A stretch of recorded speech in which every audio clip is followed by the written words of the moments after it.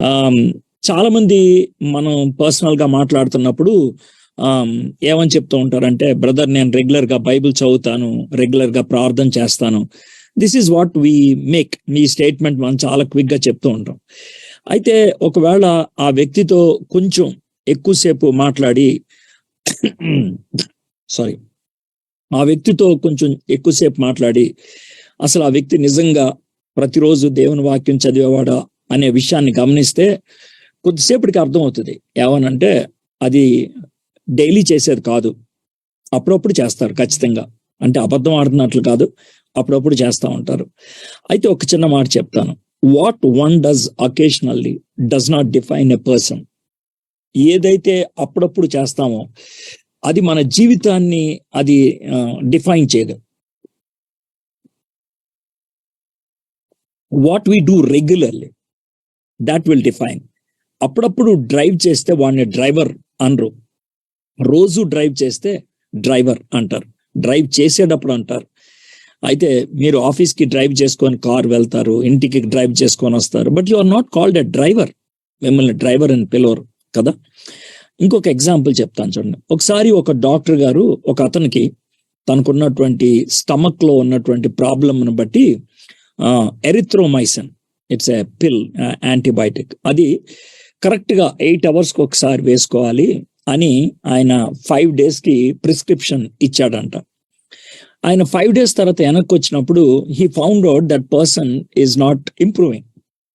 అతన్ని సీరియస్ గా అడిగాడంట, నువ్వు పిల్స్ నేను 8 hours ఒకసారి వేసుకోమన్నాను, వేసుకున్నావా రెగ్యులర్ గానంటే, లేదు సార్ నాకు గుర్తొచ్చినప్పుడు వేసుకున్నాను అని అన్నాడు. సో దాంతో మీకు అర్థమవుతుంది కదా, ఎరిథ్రోమైసిన్ ఈ పర్టికులర్ పిల్కు ఉన్నటువంటి లక్షణం ఏంటంటే ఇట్ వర్క్స్ ఫర్ 8 hours. అది అవ్వంగానే ఇంకొకసారి ఆ పిల్ వేసుకుంటే కనుక కంటిన్యూస్ గా లోన స్టమక్ లో ఉన్నటువంటి ఆ ఇన్ఫెక్షన్ ని అది క్లియర్ చేయగలుగుతుంది అనమాట.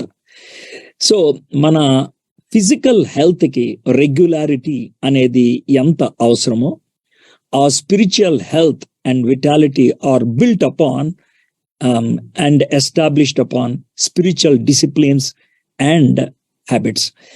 ఆత్మీయమైనటువంటి అలవాట్లు, ఆత్మీయమైనటువంటి క్రమశిక్షణ మీద మన యొక్క ఆత్మీయ ఆరోగ్యం ఆధారపడి ఉంటుంది. ఆ విషయాన్ని గుర్తుపెట్టుకోవాలి. అయితే చాలా మంది ఏమనుకుంటారంటే idea of habit, idea of what you call, ఈ రొటీన్ గా దాన్ని తీసుకుంటారు అనమాట. హ్యాబిట్ అది రొటీన్ అని అనుకుంటారు. But let me tell you one thing, whether you call it or routine or not, that is only productive. అదే మన జీవితాన్ని సరిగా ఉంచేదిగా ఉంటుంది. Everyone has habits. What are your habits? దాన్ని బయటికి మీరు చెప్పక్కర్లేదు, కానీ ఒకసారి మీరు ఒక కాగితం మీద రాసుకోవడానికి ప్రయత్నం చేయండి. What do I do regularly? నేను ఖచ్చితంగా చేసేవి ఏంటి అనేది ఒకసారి మీరు ఆలోచించండి. Some people may have to write I watch movies, లేకపోతే I see videos, I check Facebook, I chat very regularly. Well, ఇవి నేను తప్పు అని నేనేదో ఇక్కడ ఒక పెద్ద స్టేట్మెంట్ వేయట్లేదు, కానీ దోస్ ఆర్ యువర్ హ్యాబిట్స్. నీ యొక్క పర్సనాలిటీని, నీ యొక్క లైఫ్ని నీ హ్యాబిట్స్ బిల్డ్ చేస్తాయి. ఆ విషయాన్ని మీరు గుర్తుపెట్టుకోవాలి. కొద్ది మంది మాత్రం ఏం చేస్తారంటే they develop certain habits to improve or to grow spiritually and to develop spiritually.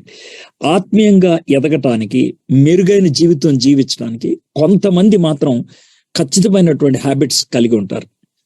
ఇంకొక విషయం చెప్తాను చూడండి. మనకి కొద్ది కాలం మాత్రం ఉండెళ్ళిపోయే వాటి గురించి తృప్తి అనేది ఉండదు. టెంపరీ విషయాల్లో తృప్తి అనేది ఉండదు, కానీ ఆత్మీయమైన విషయాల్లో చాలా క్విక్ గా తృప్తి వచ్చేస్తుంది. అమ్మో నేను చాలా ఎక్కువ ప్రేయర్ చేసేసాను, అమ్మో నేను చాలా బైబిల్ చదివేశాను. That is what we think. కానీ మన సెక్యులర్ లైఫ్ లో ఎప్పటికీ సాటిస్ఫాక్షన్ ఉండదు. ఇంకొంచెం పైకి వెళ్ళాలి, ఇంకొంచెం బాగా అవ్వాలి అని అనుకుంటాం. ఆత్మీయతలోకి వచ్చేప్పటికీ మారుమనసు పొందాం చాలు, రక్షణ నిశ్చయిత ఉంది చాలు అనేది మనం అనుకుంటాం. మనకి పరలోకంలో పేరున్నది సరిపోతుంది అని అనుకుంటాం. కానీ మీకు విషయం తెలుసా, రక్షణ నిశ్చయత అనేది ఆన్ ద స్క్రిప్చర్స్, అంటే స్క్రిప్చర్స్ మీద దేవుడు ఒకసారి ఇస్తే ఇచ్చినట్లే.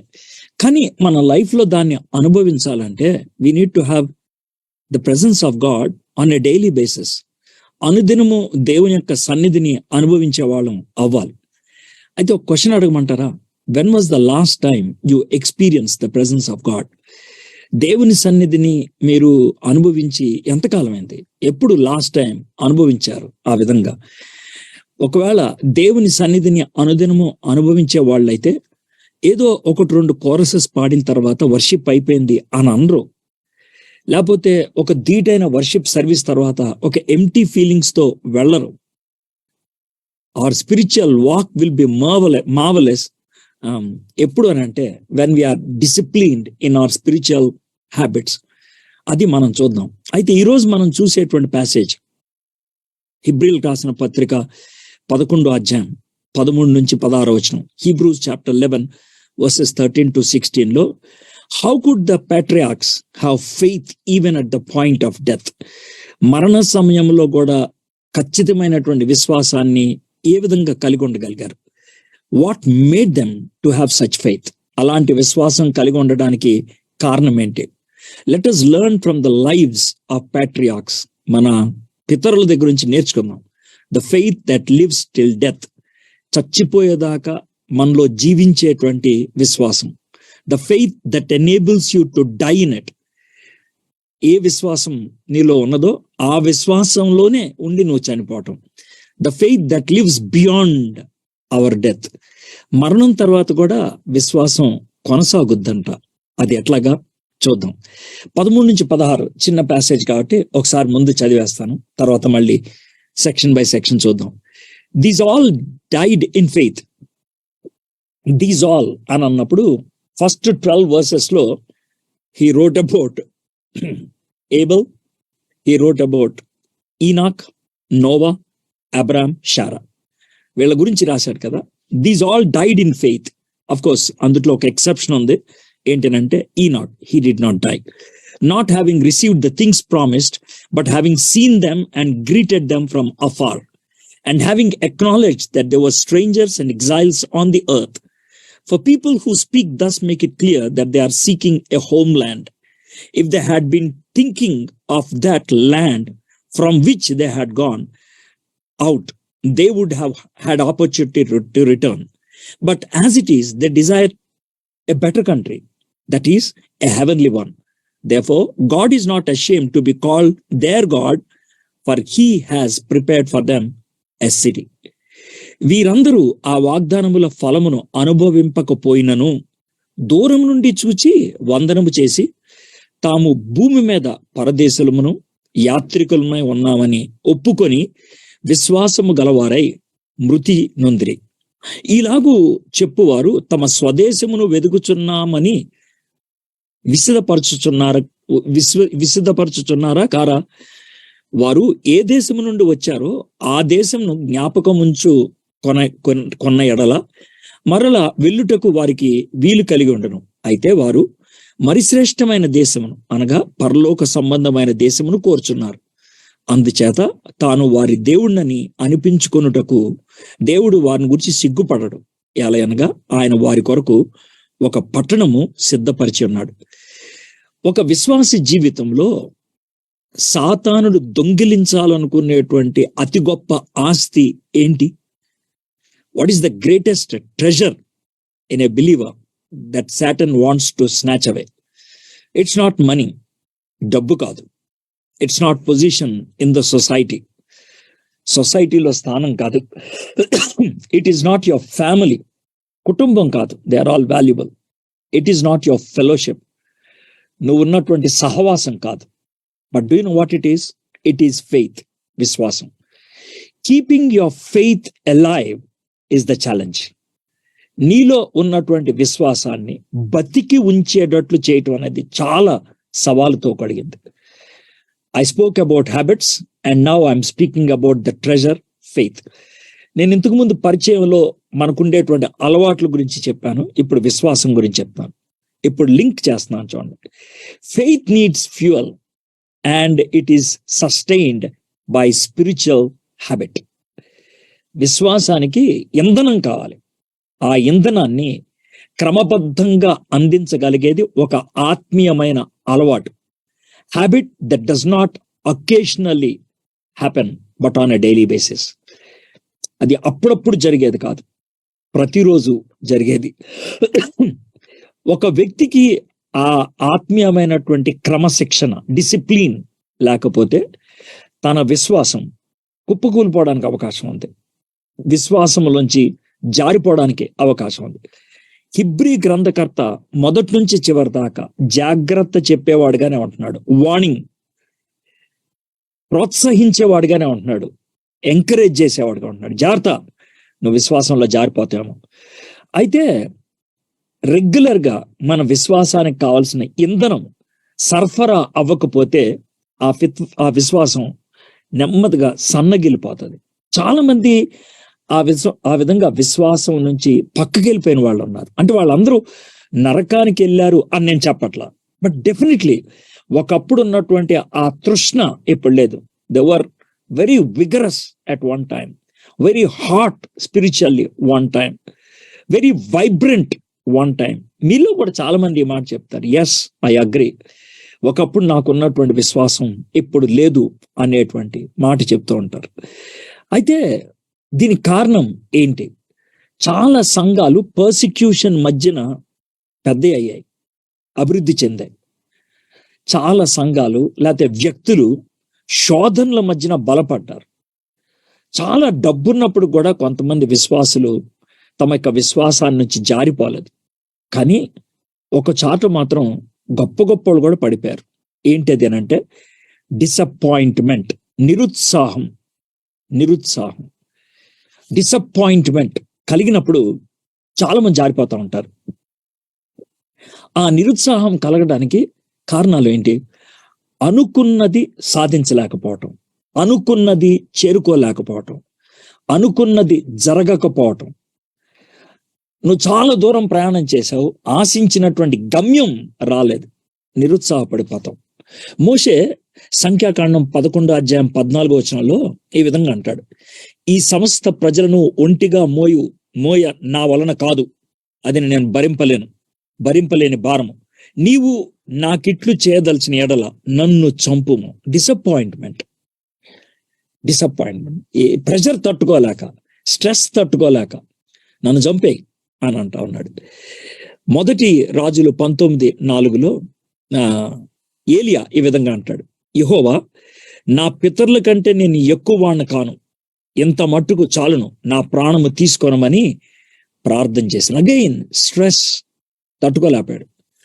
పౌలు కొరింథీయులకు రాసిన 2వ పత్రిక 1:8 సహోదరులారా, ఆసియాలో మాకు తటస్థించిన శ్రమలను గూర్చి మీకు తెలియకుండా మాకు ఇష్టం లేదు. అదేదనగా మేము బ్రతుకుదమని నమ్మకం లేక ఉండినట్లుగా మా శక్తికి మించిన అత్యధిక భారం వలన కృంగిపోతామే. We are fallen, కృంగిపోయాం. విశ్వాసం సవాల్ని ఎదుర్కొన్నప్పుడు దానికి ధీటైనటువంటి ఫ్యూయల్ నీ జీవితంలో లేకపోతే ఇట్ లీడ్స్ టు ఫ్రస్ట్రేషన్. కృంగిపోతాం, నిరుత్సాహపడిపోతాం, నిరాశలోకి వెళ్ళిపోతాం. దాంతో కోపం వచ్చి కొంతమంది సెల్ఫ్ గవర్నెన్స్ లోకి వెళ్తారు. అంటే నా ఇష్టం, ఎప్పుడు దాకా అలా చేద్దాం అనుకున్నా, ఇంకా చేయను, నా ఇష్టం. To turn away from God, దేవుడి నుంచి దూరం అయిపోవాలనుకుంటారు. ఫెయిత్ అంటే ఏంటి? దేవుడి మీద ఆనుకోవటం. అయితే ఆపోజిట్ ఆఫ్ ఫెయిత్ ఏంటంటే ఇండిపెండెంట్ లేదా రెబల్యస్, తిరుగుబాటుతనం.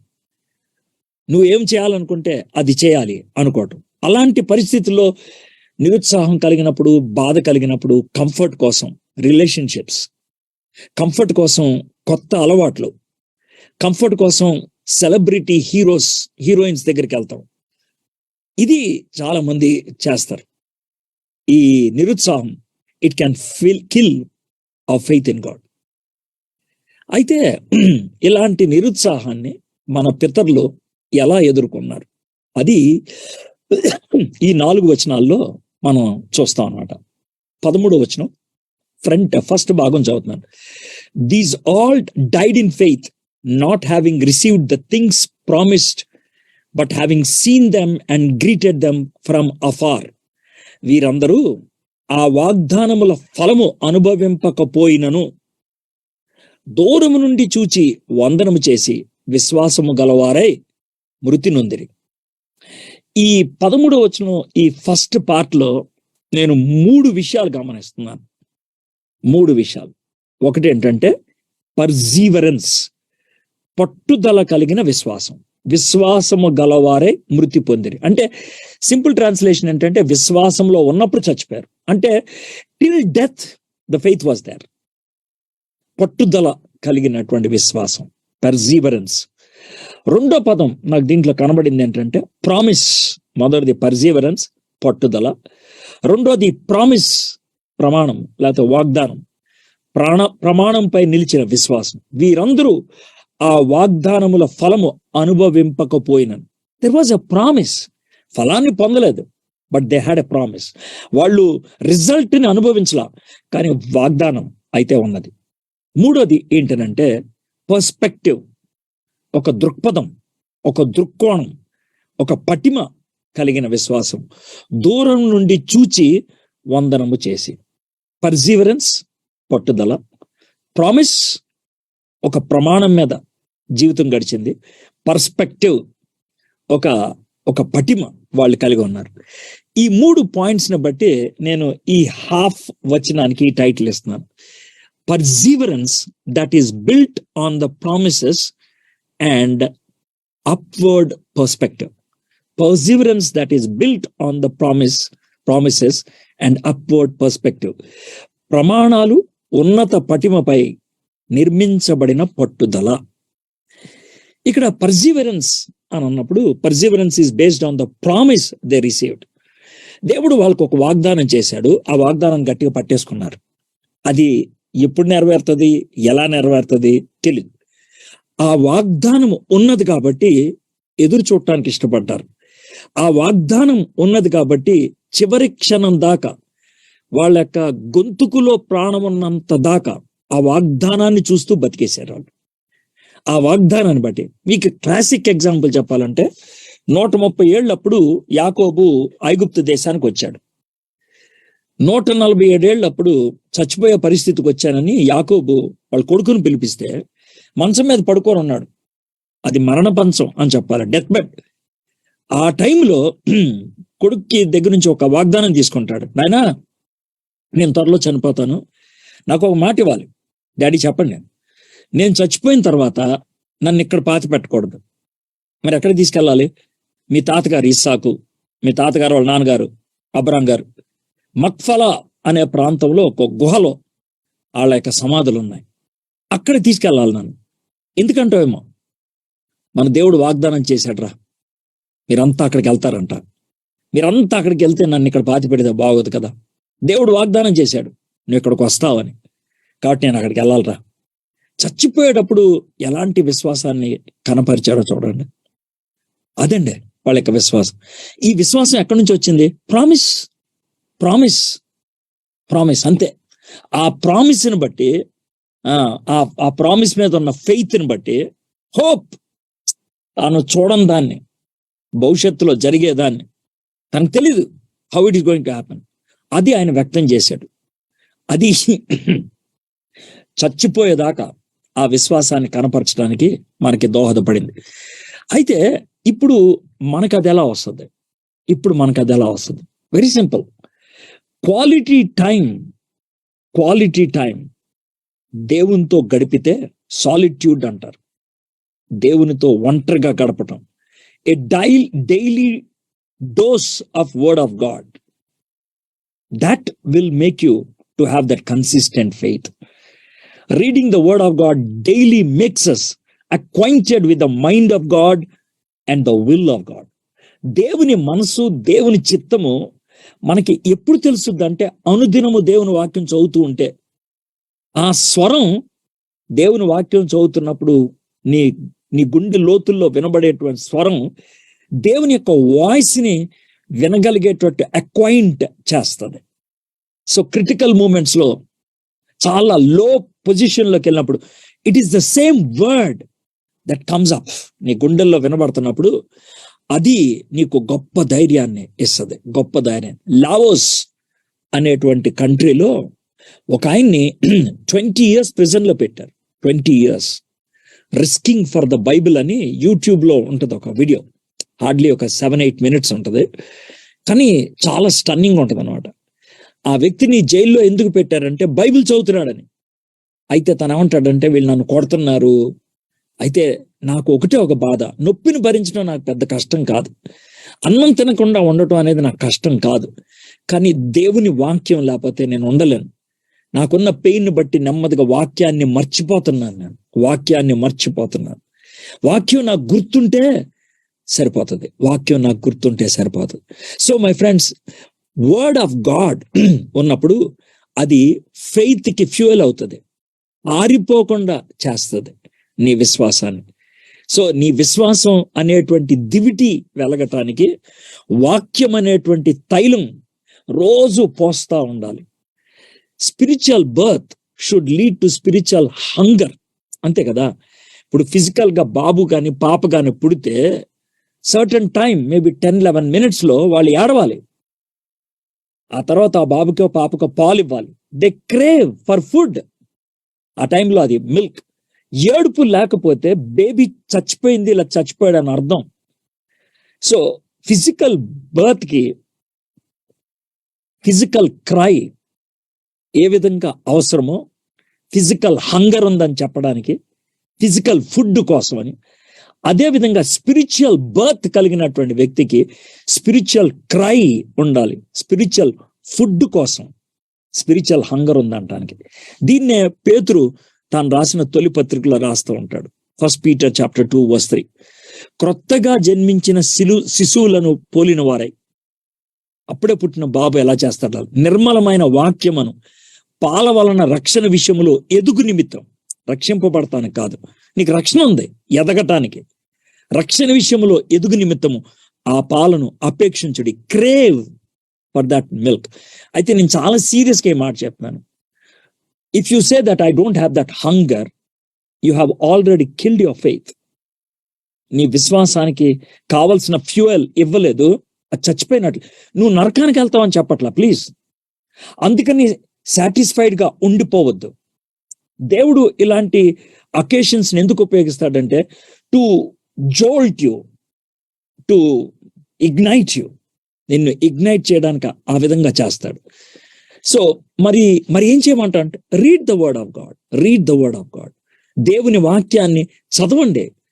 అయితే దేవుని వాక్యాన్ని ఎందుకు చదువుతారు? దేవుని వాక్యం చదవటం it is not an end in itself. దేవుడు వాక్యాన్ని ఇచ్చింది దేవుణ్ణి చూడటానికి, దేవుణ్ణి గుర్తించటానికి, దేవుణ్ణి గ్రహించటానికి. So when you read the word of God, you must experience the presence of God. You must. అది జరగకపోతే అప్పుడు దాకా చదువు. If the study is not taking you to the very heart and mind of God, probably you did not study properly or meaningfully. అర్థవంతంగా దాన్ని నువ్వు ధ్యానం చేయాల, అర్థవంతంగా నువ్వు దాన్ని పట్టించలేదు. Study the word of God with holy anticipation to meet God. A.W. Tozer అంటాడు, ఒక పవిత్రమైనటువంటి ఆశతో, ఆకాంక్షతో దేవుని వాక్యాన్ని ధ్యానం చేయి. ఏంటది? నేను దేవుణ్ణి కలుసుకోవాలి, ఈ వాక్యం ద్వారా నేను దేవుణ్ణి కలుసుకోవాలి. Study and meditate till the word of God becomes alive to you. నీకు ఆ వాక్యము ఒక లైఫ్ గివింగ్ గా అయిపోవాలి. అదే అనుకుంటా కీర్తనకారుడు 42వ కీర్తనలో, దుప్పి నీటి వాగుల కొరకు ఆశపడినట్లు దేవా నీ కొరకు నా ప్రాణము ఆశపడుతుంది. The way a body needs food, a soul needs the very presence of God. And that presence of God is through the reading of the word of God made alive by the spirit of God. మన ప్రాణానికి దేవుని సన్నిధి కావాలి. ఆ సన్నిధి వాక్యాన్ని ధ్యానం చేస్తున్నప్పుడు పరిశుద్ధాత్ముడు ఆ వాక్యాన్ని మన జీవితానికి అర్థమయ్యేటట్లు, అరిగేటట్లు, డైజెస్టివ్ సిస్టమ్ గా ఆయన పనిచేసినప్పుడు దీన్ని ఏమంటారంటే, ప్రమాణాలు ఉన్నతమైన పటిమపై నిర్మింపబడిన పట్టుదల. సో దేవుడు నన్ను అక్కడికి పిలిచాడు. దేవుడు నాకు ఇచ్చినటువంటి ఉన్నతమైనటువంటి పిలుపు ఇది. దేవుడు నాకు ఇచ్చినటువంటి వాగ్దానం ఇది. కాబట్టి ఎన్ని శ్రమలు ఉన్నా, ఎన్ని కష్టాలున్నా, I don't care, I will continue. నేను కొనసాగుతాను. Perseverance that is built on the promises and upward perspective. సరే, 13వ వచనం సెకండ్ పార్ట్ లోకి వద్దాం. And having acknowledge that they were strangers and exiles on the earth, for the people who speak thus make it clear they are seeking a homeland. వీరంతా దేవుని మీద పరదేశులు, భూమి మీద పరదేశులను, యాత్రికులమై ఉన్నామని ఒప్పుకొని విశ్వాసము గలవారే మృతి నొందిరి. ఈలాగు చెప్పువారు తమ స్వదేశమును వెదుకుచున్నామని విసిదపరుచుచున్నారు కారా. ఇక్కడ అగైన్ 2 words. ఒకటి పిల్గ్రిమ్, పరదేశీ ఆలోచన గల విశ్వాసం. పరదేశీ ఆలోచన అంటే this is not my home, ఇది నా లోకం కాదు, ఇది నా దేశం కాదు. తాము భూమి మీద పరదేశులమును యాత్రికులమును అయి ఉన్నారని ఒప్పుకోవటం, పిల్గ్రిమ్. రెండోది పర్మనెంట్, పటిష్టమైన గృహాన్ని వెతికే విశ్వాసం. ఇలాగు చెప్పువారు తమ స్వదేశమును వెదుకుచున్నామని విసిదపరచుచున్నారు కారా. All of us have something we cling to and hold on in this world.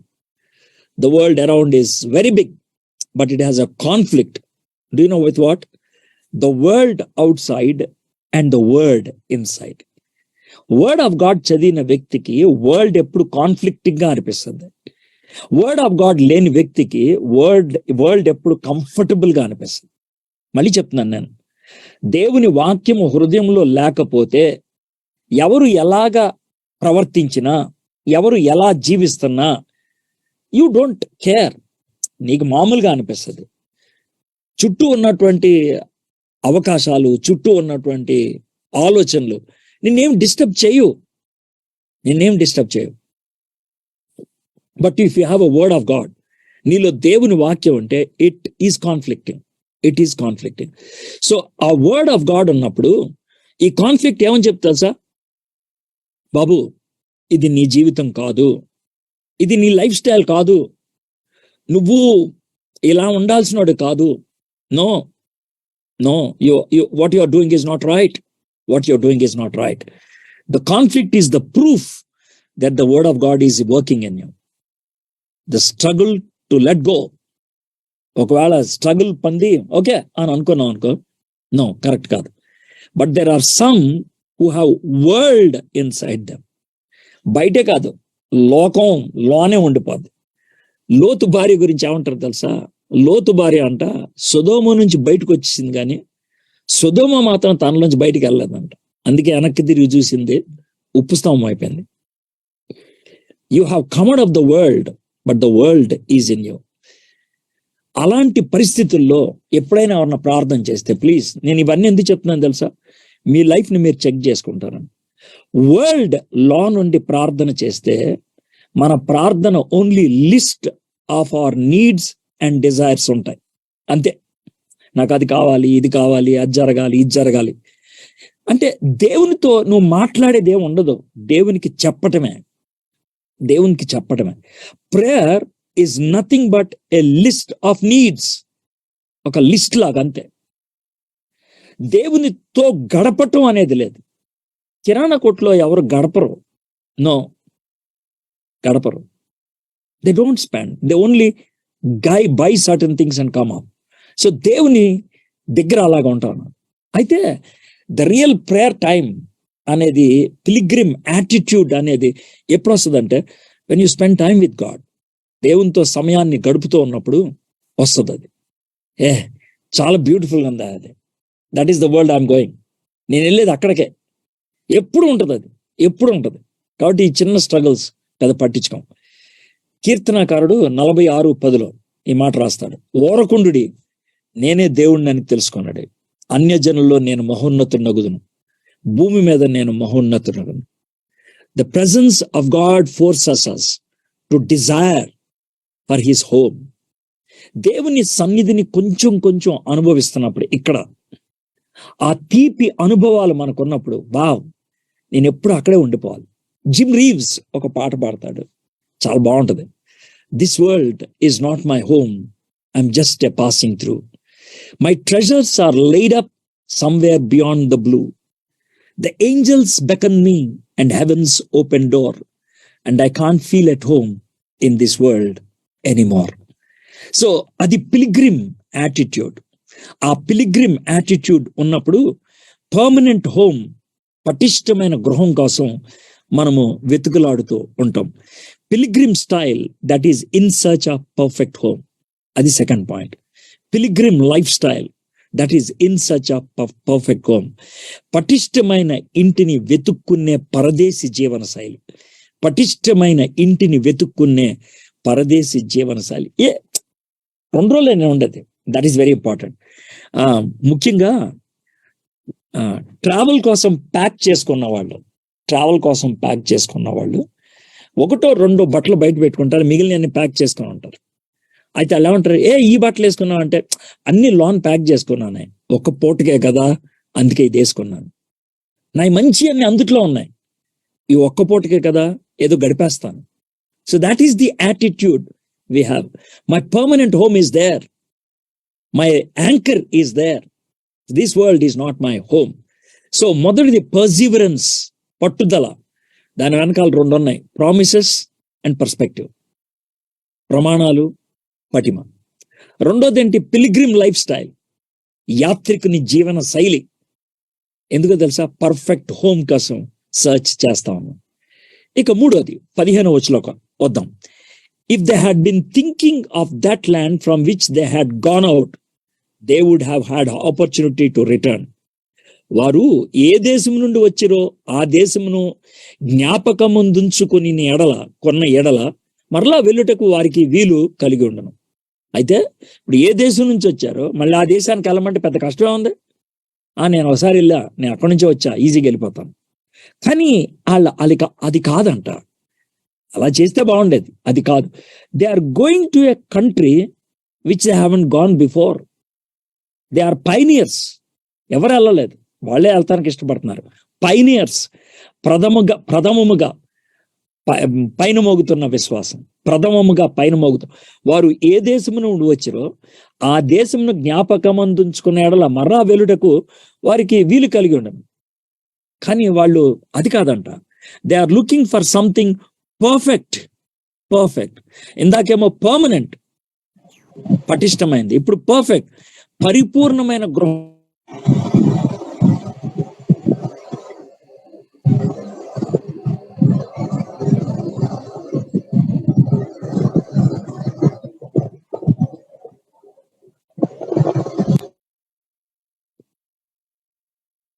పరిపూర్ణమైన గృహమును కోరుకుంటున్న విశ్వాసం. అయితే వారు మరి శ్రేష్టమైన దేశమును అనగా పరలోక సంబంధమైన దేశమును కోరుచున్నారు. They are not looking back but only looking forward. వాళ్ళు వెనక్కి చూసేవాళ్ళు కాదు, వాళ్ళు ముందుకి చూసేటువంటి వాళ్ళు. ఫిలిప్పీలకు రాసిన పత్రిక 3వ అధ్యాయం 14వ వచనంలో, సహోదరులారా, నేను ఇదివరకే పట్టుకొని ఉన్నానని తలంచుకొనను, అయితే ఒకటి చేయుచున్నాను, వెనక ఉన్నవి మరిచి ముందున్న వాటి కొరకే వేగిరపరుచున్నాను. So not to look back, not to turn back. ఇది ఎప్పుడు జరుగుద్దానంటే when you are frustrated, when you are down, when your faith could not get the needed fuel. కావాల్సిన ఇంధనం విశ్వాసానికి దొరకనప్పుడు, గత జీవితమే బాగుంటుందా, వెళ్ళిపోతే బాగుంటుంది. ఇది ఇశ్రాయేలీలు అరణ్య ప్రయాణంలో కొంచెం దూరం వచ్చిన తర్వాత ఐగుప్తు దేశానికి వెళ్ళిపోదాం అనుకున్నట్లు అనమాట. It's easy to think of going back. It's challenging to move forward. Going back in the known route is easy. తెలిసినటువంటి రూట్లో వెనక్కి వెళ్ళిపోవడం చాలా ఈజీ. తెలియనటువంటి రోడ్డు మీదకి విశ్వాసంతో వెళ్ళటం కంటే. పౌలు భక్తుడు అదే ఫిలిప్పీలకు రాసిన పత్రిక 3వ అధ్యాయం 20వ వచనంలో, మన పౌరస్థితి పరలోకమందున్నది, అక్కడి నుండి ప్రభువైన యేసుక్రీస్తు అను రక్షకుని నిమిత్తము కనిపెట్టుకొని ఉన్నాం. See, our citizenship is there. We are only pilgrims. మనం ప్రయాణమై వెళ్తున్నటువంటి వాళ్ళు. మన సిటిజన్షిప్ అయితే అక్కడ ఉంది, ఆ విషయం గుర్తుపెట్టుకోవాలి. And we are pioneers. మనం ఇదివరకు వెళ్ళలేదు ఆ రూట్లో, వీఆర్ జస్ట్ గోయింగ్ దేర్. మన ప్రభు, ఆయన ప్రథమ ఫలం, ఆయన వెళ్ళాడు, ఆయన మనం తీసుకెళ్తాడు. దీన్ని పేతురు ఇంకో విధంగా రాస్తా ఉంటాడు, ప్రియులారా, మీరు పరదేశులను యాత్రికులై ఉన్నారు, గనుక ఆత్మకు విరోధముగా పోరాడు శరీరాశలను విసర్జించి, 1 పేతురు 2:11. So there is a fight, బాడీతో ఫైట్, వరల్డ్ తో ఫైట్, చుట్టూ ఉన్నటువంటి టెంప్టేషన్స్ తో ఫైట్. ఏమన్నాడు తెలుసా? పైనియర్స్ మీరు, ముందుకెళ్తే వాళ్ళు వెనక్కి చూసి ఆగిపోవద్దు. సో మన పౌరసత్వం పరలోకంలో ఉంటే వాట్ ఆర్ వి హియర్? మనం ఏంటి ఇక్కడ? We are ambassadors for Christ. క్రీస్తు రాయబారులు. We have a serious responsibility. చాలా ఖచ్చితమైనటువంటి బాధ్యత మనకిచ్చాడు. మన బాధ్యత మనకిచ్చింది మన ప్రైమ్ మినిస్టర్ గారు, మన కమాండర్ గారు. ఆయన ఏమంటాడు తెలుసు? నువ్వు అక్కడ ఉండు, ఆ దేశం నీది కాదు, కానీ ఆ దేశంలో ఉన్న వాళ్ళతో నువ్వు కొన్ని విషయాలు చెప్పాలి. అది చాలా స్పష్టమైంది. I'm giving you that responsibility. You are my witness, you are my ambassador, you are my spokesperson. నువ్వు నాకు ప్రతినిధిగా అక్కడ ఉంటున్నావు. అది చాలా ప్రాముఖ్యమైనటువంటి విషయం. అయితే ఒకటి, నువ్వు ఈ దేశానికి చెందినవాడు కాబట్టి కలిసిపోకూడదు. ఎక్కడ గీత గీసుకోవాలో అక్కడ చాలా స్పష్టంగా గీత గీసుకోవాలి అనేసి. ఇప్పుడు దాకా మనం 3 విషయాలు నేర్చుకున్నాం. ఒకటి పర్సివరెన్స్, పట్టుదల. దాని వెనకాల 2 ఉన్నాయి, ప్రామిస్ అండ్ పర్స్పెక్టివ్. రెండోది పిలిగ్రిమ్ లైఫ్ స్టైల్. దాని వెనకాల పర్ఫెక్ట్ హోమ్ సర్చింగ్ అనేది ఉంది. మూడోది పయనియర్, మన వాకింగ్ పయనియర్. అయితే దాని వెనకాల డిజైర్ ఒకటి ఉంది, పర్ఫెక్ట్ హోమ్. ఇప్పుడు ఫైనల్ గా చూద్దాం 16వ వచనం. But as it is they desire a better country, that is a heavenly one. Therefore God is not ashamed to be called their God, for he has prepared for them a city. అయితే వారు మరి శ్రేష్టమైన దేశమును అనగా పరలోక సంబంధమైన దేశమును కోరుచున్నారు. అందుచేత తాను వారి దేవుణ్ణని అనిపించుకొనుటకు దేవుడు వారిని గూర్చి సిగ్గుపడడు. ఎలాగనగా ఆయన వారి కొరకు ఒక పట్టణము సిద్ధపరిచి ఉన్నాడు. ఇక్కడ కూడా 2 words చూద్దాం. ప్లీజింగ్ ప్రైజ్, ప్రశంస పొందే విశ్వాసం. God is pleased. దేవుడు సంతోషిస్తున్నాడు. సూపర్ ఫెయిత్ అనేది, సూపర్ ఫెయిత్. రెండోది ఏంటంటే ఫలాన్ని ఇచ్చాడు. ప్రపంచంలో ఎవ్వరు ఇవ్వలేనటువంటి ఫలం ఏంటది? పరలోకంలో వారి కోసం ఒక స్థలాన్ని ఇవ్వటం, ఒక ఇల్లుని ఇవ్వటం.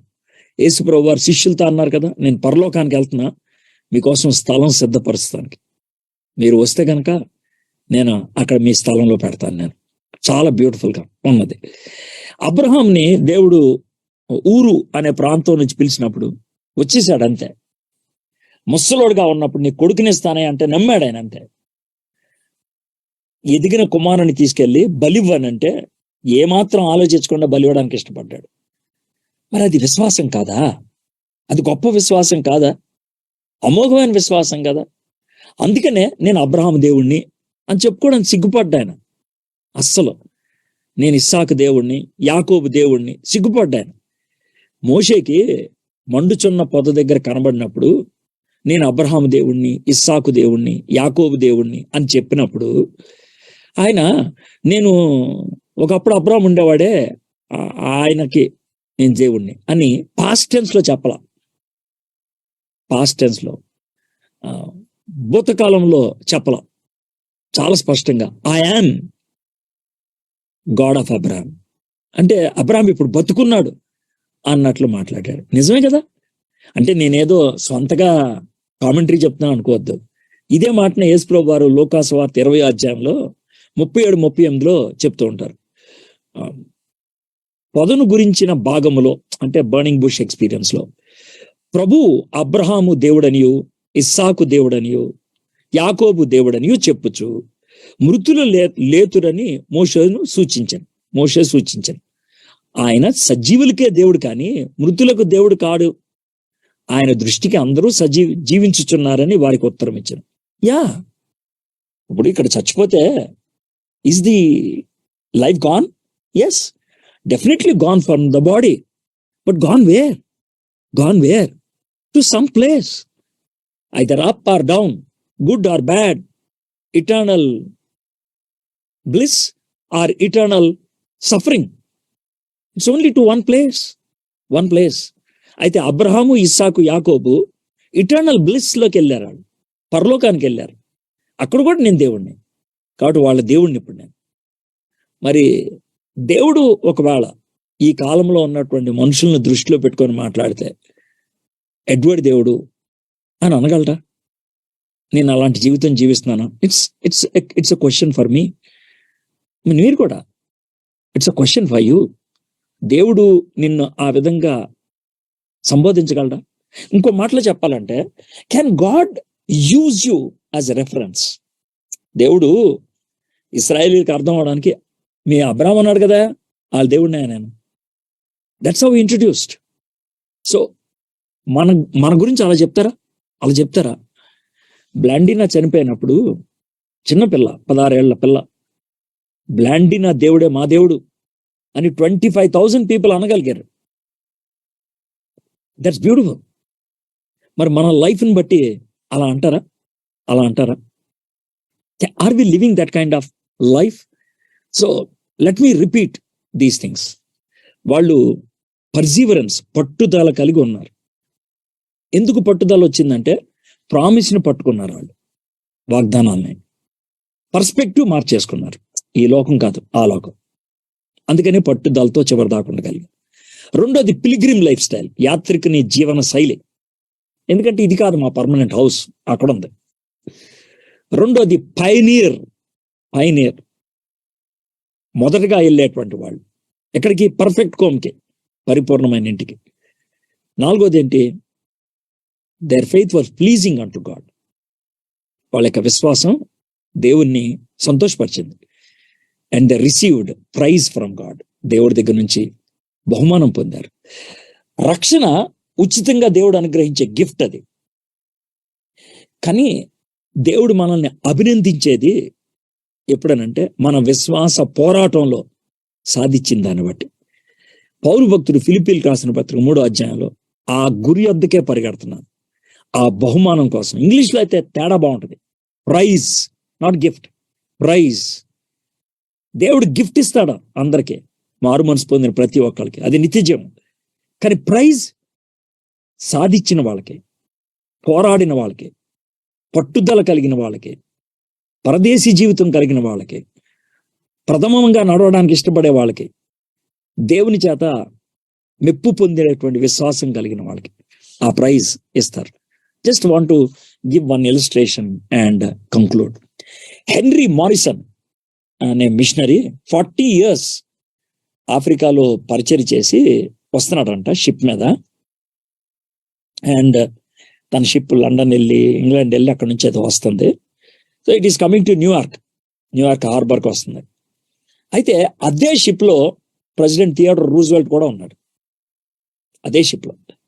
సో ఆయన న్యూయార్క్ హార్బర్కి వచ్చినప్పుడు చాలా మంది ప్రెసిడెంట్ థియోడర్ రూజ్వెల్ట్ని కలవడానికి వచ్చారు, దండలేశారు, చప్పట్లు కొట్టారు, కేరింతలు కొట్టారు, చాలా హడావిడిగా తీసుకెళ్లారు. అయితే హెన్రీ సి మారిస్ తన సూట్ కేసులు అయి పట్టుకొని, ఎవ్వరూ తనని ఆహ్వానించడానికి లేనప్పుడు, నడుచుకుంటా ఆ యొక్క హార్బర్లో వస్తున్నప్పుడు, ఏం నేను బతికాను, 40 ఏళ్ళు బతికాను నేను, నన్ను ఆహ్వానించడానికి ఒక్కళ్ళు కూడా లేరే, నేను కరెక్ట్ చేయలేదా ఏంటి నా జీవితం, కొంచెం డిస్కరేజ్ అయినట్లు అనిపించింది. అప్పుడు లాన్ నుంచి ఒక చిన్న స్వరం వినబడిందంట. ఏంటి తెలుసా? ప్రెసిడెంట్ థియోడర్ రూజ్వెల్ట్ తన ఇంటికి వచ్చాడు, అందుకే ఆయనకి అంత హడావిడి ఉన్నది. ఆయన ఇల్లు ఇది. మరి నువ్వు ఇంటికి రాలా, ఇంటికి రాలా. ఇంటికి వచ్చినప్పుడు చూడు నీకు హడావిడి ఎంత ఉంటుందో. ఇంటికి వచ్చినప్పుడు చూడు నీ హడావిడి ఎంత ఉంటుందో. This world is not my home. And what about you? పరలోకం నా ఇల్లు కాబట్టి బాధ్యత లేకుండా జీవించం. You are Christ ambassador. చాలా రెస్పాన్సిబుల్గా జీవిస్తాం. You have responsibilities. But let me tell you one thing, your hope is regarding the citizenship there, అక్కడ ఉంది. కాబట్టి ఇక్కడ టెంపరీ లైఫ్. సో నాకు అవసరతలు మీట్ అవ్వడానికి ఏమేమి కావాలో అవి ఉంటే చాలు. That's it. వీటితో అనవసరంగా నేను క్లింగ్ అయిపోకూడదు. అక్కడ వాటికి కొలస్సీలకు రాసిన పత్రిక 3వ అధ్యాయంలో, పైనున్న వాటిని వెతకండి, పైనున్న వాటి కోసం ఆశపడండి. ఇక్కడున్న వాటి కోసం తాపత్రయ పడిపోతే ఆ తర్వాత తెంపుకోవడం చాలా కష్టం అవుతుంది. వాటితో ముడిపడిపోండి, చాలా ఈజీగా పైకి వెళ్ళిపోతారు, చాలా ఈజీగా. What kind of perspective you have? ఎలాంటి దృక్పథం, ఎలాంటి దృక్కోణం నీకున్నది? Are you a pilgrim lifestyle person? నేను యాత్రికుణ్ణి అనే జీవన శైలి మీకుందా? నీ యొక్క విశ్వాసం దేవుణ్ణి సంతోషపెట్టగలదా? అన్న ఉన్నారన్నా. అమ్మా అన్న మీరు అంటే మెసేజ్ మధ్యలో అంటే యాకోబు అంటే ఇస్సాకు దేవుణ్ణి యాకోబు దేవుణ్ణి అని చెప్పారు కదా అన్న. అంటే ఆ సిచ్యువేషన్ లో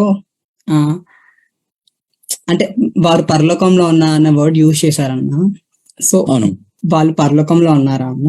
అంటే అంటే మనకి స్క్రిప్చర్ ఏం చెప్తారంటే ఇప్పటి వరకు క్రీస్తే పరలోకంకి వెళ్ళాడు కదా అన్న, తండ్రిని ఇంకా క్రీస్తు తప్ప ఎవరు చూడలేదు కదా అన్న, మీరు పరలోకానికి వెళ్ళారు అని చెప్పారు కదా అన్న, అది ఎంతవరకు కరెక్ట్ అన్న? అంటే ఏం చెప్తే బాగుండేది అంటే నేను అడుగుతున్నా అన్న, జస్ట్ నాకు తెలియదు. కరెక్ట్ తమ్ముడు, అంటే నువ్వు అంత డీప్ గా మాట్లాడావు కదా, ఏం చెప్తే బాగుంటుంది అంటావు? ఏమో అన్న, నాకు సడన్గా స్ట్రైక్ అయిందన్న, మీరు చెప్పండి. లేదు, నీకు ఒక ఆన్సర్ ఉంది, చెప్పులే. ఏం చెప్తే బాగుంటుంది చెప్పు. వాళ్ళు ఎక్కడికి, నరకానికి వెళ్ళారు పని? లేదన్న. అమ్మని ఇంకెక్కడ ఉన్నారు? నువ్వు చెప్పింది కరెక్టే. మొట్టమొదటిసారిగా పరలోకంలోకి వెళ్ళింది పయనీర్ యేసుప్రభువే, దాంట్లో ఎటువంటి డౌట్ లేదు. అదే అన్న, నువ్వు చెప్పింది కరెక్టే. నేను ఈ మాట అన్నది కూడా నిజమే, నేనేమి దాటేట్లా. నేను ఏం చెప్తే బాగుండే చెప్పు నాకు. నెమ్మది పొందే స్థలం పరదేశు. అమ్మా, నెమ్మది పొందే స్థలము పరదేశు అంటే నెమ్మది పొందు స్థలం అనేది ఎక్కడన్నా ఉందా, లేకపోతే నీ సొంత బైబిల్లో రాసుకున్నావా? అంటే చెప్పు, పర్లేదు, నో ప్రాబ్లం. లేదన్నా, అంటే మరి చెప్పమ్మా. మరి నువ్వేదో సొంతగా మాట రాసి చెప్పమంటే నేను ఎలా చెప్పగలుగుతాను? అంటే దీనికి చెప్పండి అన్న ఒక్కసారి. అంటే ఇప్పుడు క్రీస్తు గారు తప్ప ఎవరు వెళ్ళలేదు కదా బాబు. నువ్వు ఆల్రెడీ రిపీట్ చేయొద్దు. నువ్వు చెప్పినంత, నేను నువ్వు చెప్పిన అన్ని ఒప్పుకుంటావు. ఒకటి, మొట్టమొదటిసారిగా పరలోకాలను వెళ్ళి యేసయ్యే, దాంట్లో ఇంకా నీకేం కన్ఫ్యూజన్ లేదు. అందుకే ఆయన ప్రథమ ఫలం అన్నారు, ఇంకా దాన్ని ఆర్గ్యూ చేయను. రెండోది అని నేను తెలుసుకోవడానికి అడుగుతున్నాను అంతే. కరెక్టే అమ్మా, ఏం చెప్తే బాగుంటుందో నువ్వు చెప్పిన. ఒకవేళ నువ్వు మరీ అంత డాక్టరల్ గా అంటే కనుక పరదేశు అని అనలేను, అంతే. పరదేశం అయినా తర్వాత పరలోకం అయినా ఒకటే కదా, వారికి ఏముంది. అయితే ఒక మాట చెప్తాను చూడు, నేను ఎందుకు పరలోకం అన్నాను నీకు చెప్తాను ఇప్పుడు సింపుల్గా. ఒక ఆయన ఒక అడవిలో పుట్టాడు. అడవి చెట్టు కింద అడవిలో పుట్టాడు. ఆ తర్వాత ఆయన పెద్ద మహానుభావుడు అయిపోయాడు. ఆయన ఎక్కడైతే పుట్టాడో అక్కడ చిన్న గ్రామం లేదా ఊరు డెవలప్ అయిపోయింది. ఇప్పుడు ఆయన బయోగ్రఫీ రాస్తున్నారు. రాసినప్పుడు ఏమని రాస్తారు? పలానా ఊర్లో పుట్టాడని రాస్తారు. ఆయన పుట్టినప్పుడు ఆ ఊరుందా? లేదు, కానీ ఇప్పుడు రాశారు. అర్థమైందా? ఇంకో ఎగ్జాంపుల్ చెప్తాను. డాను అనేటువంటి మాట ఆదికాండం 14 అధ్యాయంలో ఉంటుంది. దాను అనేవాడు అసలు ఎప్పుడు పుట్టాడు? దాను అనేటువంటి ప్రదేశం ఎప్పుడు వచ్చింది? యెహోషువ యోర్దాన్ నది దాటిన తర్వాత అప్పుడు దాను అనే ప్రాంతం ఎస్టాబ్లిష్ చేశాడు. అప్పుడు దాకా దాను అనేది లేదు. కానీ ఆదికాండం 14 అధ్యాయంలో దాను మట్టుకు అనే మాట ఎందుకు ఉపయోగించారు? ఆయన ఎక్కడి దాకా వెళ్ళాడో ఇప్పుడు ఉంది అది దాను. అప్పుడు కాదు. సరే, అప్పుడు వాళ్ళు ఎక్కడికి వెళ్ళారు నాకు తెలియదు, కానీ ఇప్పుడైతే మాత్రం వాళ్ళు పరలోకంలో ఉన్నారు. ఎవరు? మన అబ్రాం గారు, ఇస్సాక్ గారు, యాకోబు గారు, వాళ్ళు సజీవులు. ఎవరంటే, ఎందుకనంటే లోకాసువార్త 24 అధ్యాయంలో యేసు ప్రభువే చెప్పారు, 20 అధ్యాయం.